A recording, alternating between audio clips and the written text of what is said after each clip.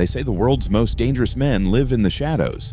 But the truth is, some of them live in mansions, marble floors, imported cigars, private chefs, gold watches worth more than most people's homes, and none of it comes from a hard day's work. These men, the ones the world fears, hunts, and whispers about, are not hiding in dark alleyways. They're sipping rare whiskey in villas overlooking oceans, protected by armies of loyal soldiers, advisors, and lawyers who would take a bullet before letting anything touch them. So the question isn't how they became dangerous. The question is, why do the world's most dangerous criminals end up living like millionaires? And why can't entire governments stop them? To answer that, we have to go inside their world. A world most people will never see and never want to see, because once you enter it, you don't walk out the same.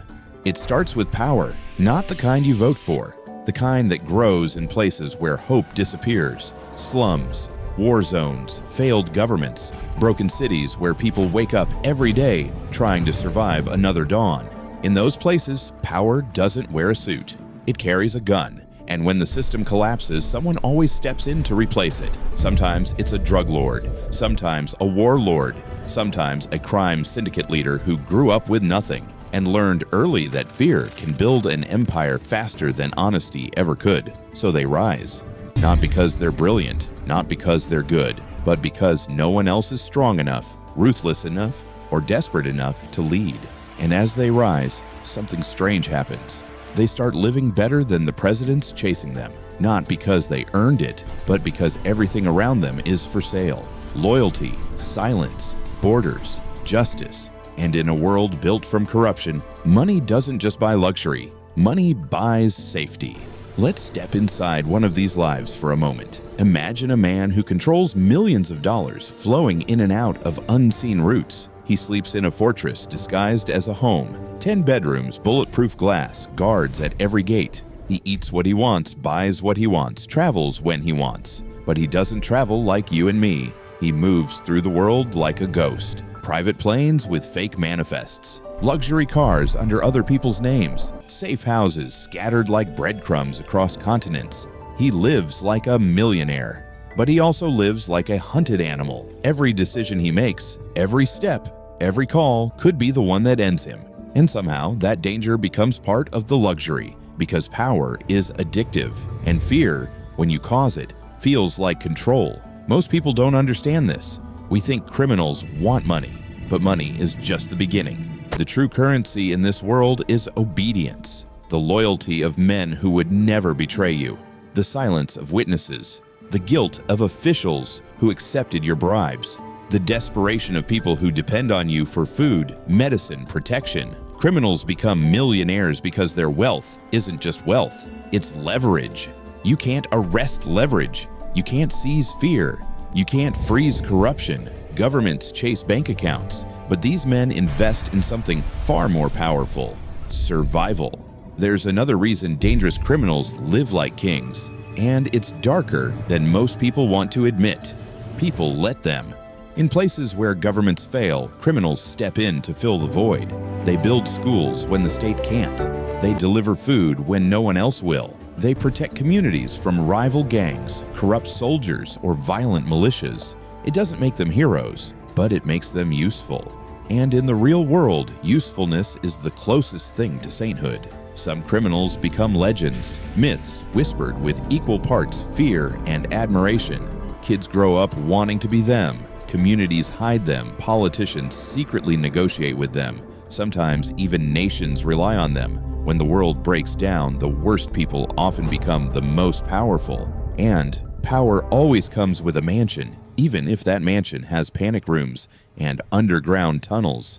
But let's not mistake this for peace, because men who live like this seldom sleep.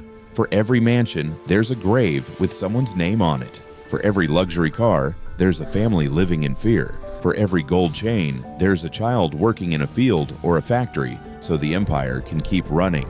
This lifestyle, this luxury, is built on ruin. It is paid for in violence. It is maintained through blood. Criminals don't live like millionaires because the world rewards them. They live like millionaires because they exploit the world's weaknesses better than anyone else. there's a twist people don't expect. The richer these criminals become, the more trapped they are. A man with $50 million from honest work can walk into any airport and vacation anywhere he wants. But a man with $50 million earned from fear and death, he can't step outside without a convoy. He can't trust anyone. He can't use his own name. He can't sleep without bodyguards. He can't call the police if someone threatens him. He can't even enjoy the world he bought because everything he has is a cage made of gold. And deep down, he knows it. The world calls him powerful, but he is a prisoner of his own empire. The mansion is not a home, it's a bunker. The wealth is not freedom, it's armor. The loyalty is not love, it's fear waiting to break. The public sees the luxury. They don't see the nightmares. Experts say criminal wealth works like gravity. Once someone becomes powerful enough, they bend entire cities, entire governments, entire populations around them.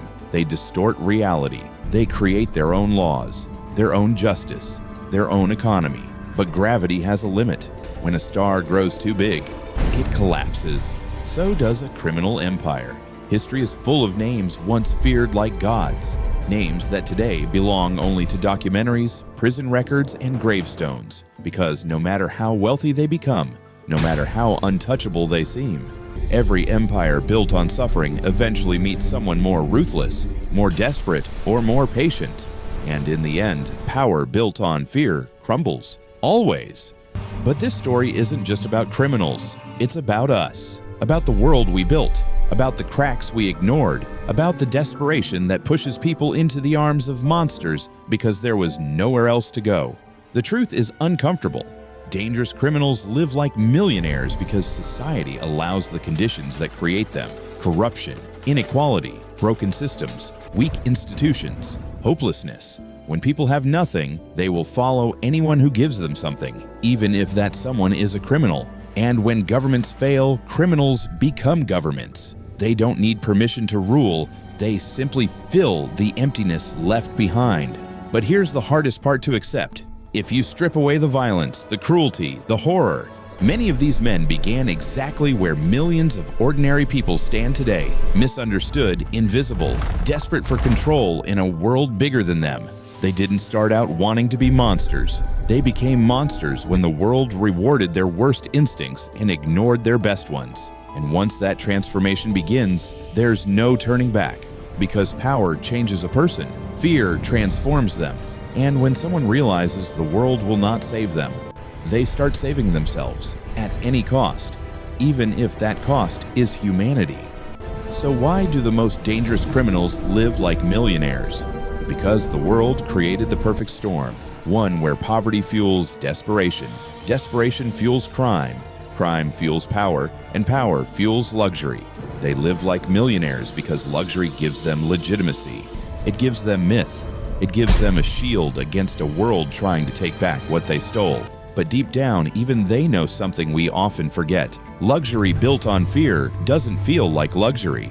Wealth earned through pain doesn't feel like wealth. And a life surrounded by guards, weapons, and paranoia doesn't feel like life at all. In the end, their story isn't a lesson about money. It's a lesson about what happens when a society collapses, when hope disappears, and when people mistake fear for leadership. It's a mirror, a warning, a reminder that the monsters we fear are often created by the world we fail to fix, and that no matter how high their walls rise, no matter how golden their lifestyle becomes, no matter how powerful they seem, every empire built on suffering eventually faces the same ending, not with a final victory, but with a final reckoning, because luxury can hide many things, but it can never hide the truth. And the truth is simple. A dangerous man may live like a millionaire, but he dies like a criminal. Every time.